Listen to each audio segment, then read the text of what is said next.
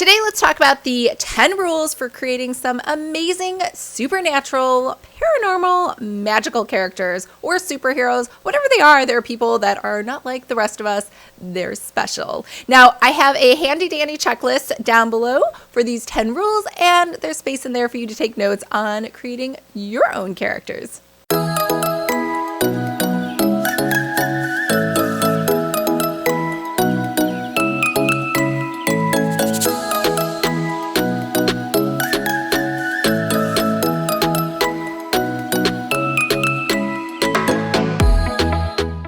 Hi everyone, I'm Lisa and welcome to my Cozy Mystery AuthorTube channel where we talk about all things related to cozy mysteries and the author writing life. So if this sounds like you or something you might be interested in, make sure to hit the subscribe button below. I post new videos every Monday. Now today we're going to talk about how to create magical characters because those can appear in any genre, even though paranormal romance is its own sort of separate subgenre of romance. Sci-fi fantasy is its own genre, but you can put magical characters pretty much anywhere. You can put them into mysteries, you can put them into thrillers, into horror genre.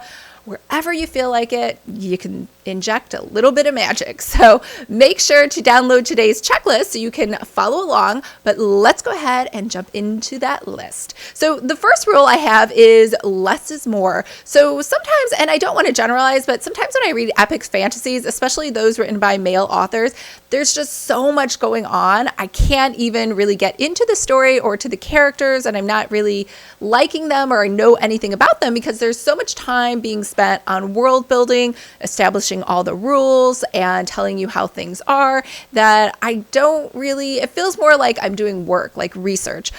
So if you can just give your character a couple supernatural powers or abilities, then that's usually more than enough. Now, the second rule is that it has to be special, like The Chosen One. There was this really old movie from the 80s called The Golden Child with Eddie Murphy, because there's only one, so everyone was hunting him down. You know, Buffy the Vampire Slayer, into each generation, a new Slayer is born. So when one dies, another one comes up, and there can only be one at a time. However, if you remember, they had bypassed the rules where there was Faith and Buffy, and there was another one because Buffy had died for just a couple minutes. And so there are little loopholes, but you definitely have to have rules where there's only one. I think if you remember correctly, it was the last season of Buffy and she had made it so everybody was a Slayer and it wasn't really special anymore. And I didn't really like that season just for that particular reason. Number 3 is they need a really awesome origin story. Now, typically you just hear that term with superheroes, but everybody in your world who has any magical abilities should have some pretty amazing origin story. It should be like an emotionally heart-wrenching story that really like gets to you. If you remember in Guardians of the Galaxy, we discovered that Peter is actually half a god and his father is this amazing person who like created an entire planet and can live forever. But then we find out that he killed his mom and he's some crazy monster that's running around like reproducing all over the universe to find another battery source. So that's how he came to be, and that's kind of a tragic origin story.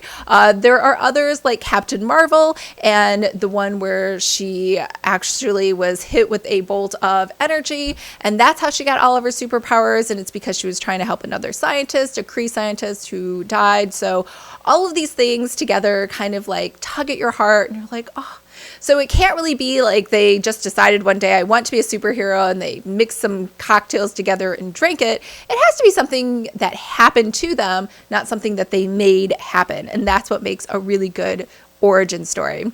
Number 4 is they need an arch nemesis. Now, you need somebody to oppose their powers or try to bring down just their whole purpose is to bring about their demise. If you remember from the movie Megamind, which is the greatest animated cartoon ever, Megamind's arch nemesis was Metro Man, who was kind of like this all-American Superman kind of person, and he was always trying to destroy him. And then when he finally did succeed, he was super bored. Like he had nothing to do. And he was just, you see scenes where he's just tapping his fingers. He's watching the grass grow. So what he does is he goes out and he creates another arch nemesis so that he has a purpose in life. Every season of Buffy, there was always like some overlying arch nemesis. I think it was season 4, there was Glory. She was a demigod or something, and so that was her arch nemesis, even though she was doing tons of things throughout the whole season. So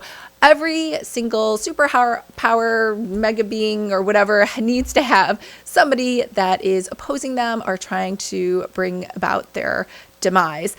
Number 5 is they need powers. Now, technically, not every superhero has powers. Usually, just like I said, less is more. So Captain America has super strength. He's super fast. He can jump high. All of those cool things, agility. And then Captain Marvel, it almost seems like she can do everything.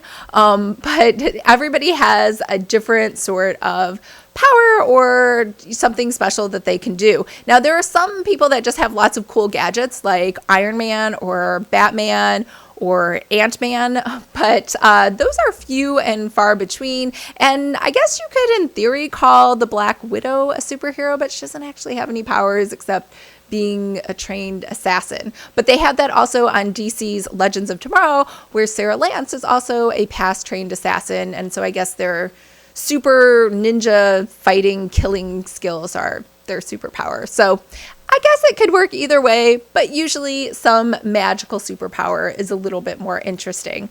Number 6 is they do need to have some limitations or weaknesses. That's pretty much where the phrase, "what's your kryptonite?" comes from, because Superman is all-knowing, not all-knowing, but all-being, like he can do everything, he can fly, but he cannot withstand kryptonite. So you need to give your character limitations. So like Captain America is really fast, but he's not as fast as, say, the character The Flash. He can jump really high, but he can't jump to the moon or to the top of the Empire State Building or anything like that. So you need to define, like, he's strong, but how strong, or he's fast, but how fast. So you kind of put almost like a cap on their abilities. Number 7 is it has to be a secret. So if everybody knows who they are or their identity, then they're not really special. So like in Superman, he was Clark Kent, and that was his really flimsy disguise. But usually they wear masks, or they don't tell people that this is their superpower, or they just do it in the background, because if everybody knows about it and it's like wide known, then it's no longer special. Number 8, bad at math, is you need to give them some weapons. Like they have a signature sort of tool that they use when they go out to fight crime or fight bad guys. Like Thor has his hammer, Buffy uses stakes, a lot of people use swords or daggers or whatever, or maybe I guess Professor Xavier, who uses his superpowers of his mind, has that special room where he can see what all of the other mutants are thinking, or where they are, what they're doing. And Magneto has pretty much anything that's metal is one of his weapons. So that brings us to number 9, is they need to have friends. So superheroes are alone in that they have powers by themselves, but they are typically not alone in that they don't have friends or they're kind of social outcasts. They're usually normal, everyday, likable people, and that's also why you're super excited for them and you like to see them saving the day, helping their friends out with their superpowers. And Buffy has what she calls the Scooby Gang, which is all of her friends that help her with research and coming up with different ways to defeat her monster enemies. You also have the League of Justice or the Avengers, where the superheroes all get together. I think the only superheroes that are like together as a pair are the Von Strucker twins. Those are mutants, and they can eliminate any matter by disintegrating it, and they're together. But usually it is a group where they are all together trying to fight crime, like the TV show The Flash. He has a whole lab where they all get together and track crime and send him out on assignments and track his blood pressure and everything else with his suit. Number 10 is you need to make sure that they have a heart of gold. So this person is somebody who would do anything for anyone, really cares about people, would never harm them. And so I think where people really get this wrong is they think a hero is somebody who's brave. And while bravery is great, that is not what makes a hero, because you could have a person going out and just doing kamikaze like stunts all the time and just jumping down from really high heights just for no reason to prove that he's brave. And that really isn't a hero. A hero is somebody who has a heart of gold, is willing to sacrifice themselves, is willing to not forego their own like personal pleasure, where like they're going to leave a date, or they're going to not finish college or something else so that they can go out and help to save the world. And that is what truly makes them a superhero that we all root for. Otherwise, they would just be the arch nemesis person who is kind of the bad guy, or somebody you're not really excited about or rooting for. There was a TV show, it was based off a comic, and it was called Powers. And it was this guy who had his powers taken away. He used to be able to fly. He couldn't do that anymore. And you really wanted to like him because he was out there. He was a cop, and he was trying to obviously bring justice to the world. But he was just out there for himself. He was just upset that his powers were taken away. He never really did anything for anybody. And because of that, he didn't really feel like he was a true hero. So Heart of Gold, number one, numero uno, most important, and probably the reason that some characters that just use cool gadgets or have no powers, like Batman, Iron Man, or Black Widow, are considered superheroes is because of that very reason. All right, so let's recap that list really quick. So the first one is less is more. The second is there can only be one, so that it is special and unique. The third is they have to have a really great origin story, and what defines a really good origin story is something that is emotionally heart-wrenching, where it happened to them, not where they went out and sought to have powers. Like that example I just used for that show Powers.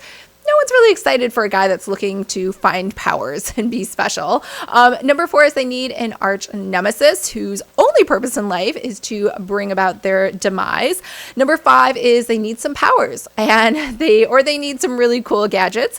Number six is those cool gadgets and powers do have to have some limitations or a weakness, like their kryptonite. And number seven is it has to be secret. So it can't just be where everybody knows who they are or that these powers exist. It should be happening in the background. Number eight is they need a signature weapon or weapons that they use when fighting crime or bad guys. Number nine is they need some friends that are in on the secret and working to help them out. And number 10, which is the most important, they need to have a heart of gold, because that's truly what makes a hero. All right, I hope that list was useful and helpful to you. Make sure to download it below, and I hope everyone's having a fabulous week. Great start to your February, and I will talk to you guys next week. Bye.